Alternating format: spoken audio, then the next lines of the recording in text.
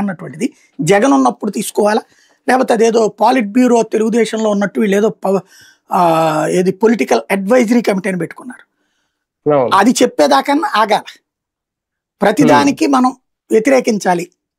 చంద్రబాబు నాయుడు అమరావతి అన్నాడు కాబట్టి మేము వ్యతిరేకిస్తాం, చంద్రబాబు నాయుడు రాయలసీమ అన్నాడు కాబట్టి మేము వ్యతిరేకిస్తాం అనేటటువంటి ఒక టీం.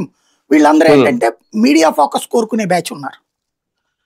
మీడియా ఫోకస్ కోరుకునేటటువంటి వాళ్ళు వాళ్ళు వాళ్ళకి ఎవరు ఫీడ్బ్యాక్ ఇచ్చేవాళ్ళు లేరు, వాళ్ళందరినీ సమన్వయం చేసి. కాబట్టి వాళ్ళు ఇష్టారాజ్యంగా మాట్లాడేశారు. వాళ్ళు మాట్లాడింది డేటా సెంటర్ గురించి, వాళ్ళు మాట్లాడింది నీళ్లు తాగేస్తారనేసి, వాళ్ళు మాట్లాడింది పవర్ షార్ట్ సర్క్యూట్స్ వస్తాయని, వాళ్ళు మాట్లాడింది లాస్ ఏంజల్స్. నాకు కనీసం కొన్ని వందల మెసేజ్లు వచ్చి ఉంటాయి, నేను డేటా సెంటర్కి సపోర్ట్ చేస్తున్నాను. ఏంటండి మీరు దాన్ని ఆ దేశాల రిపోర్ట్లు కూడా నాకు పంపించారు. పంపిస్తే నేను చెప్పా, అరే బాబు నేను వీడియోలు కూడా చేశా, ఫార్మా కంపెనీల నుంచి వచ్చిన కాలుష్యం కారణంగా చచ్చిపోతున్నాయి అక్కడ ఉన్నటువంటి జలచరాలు.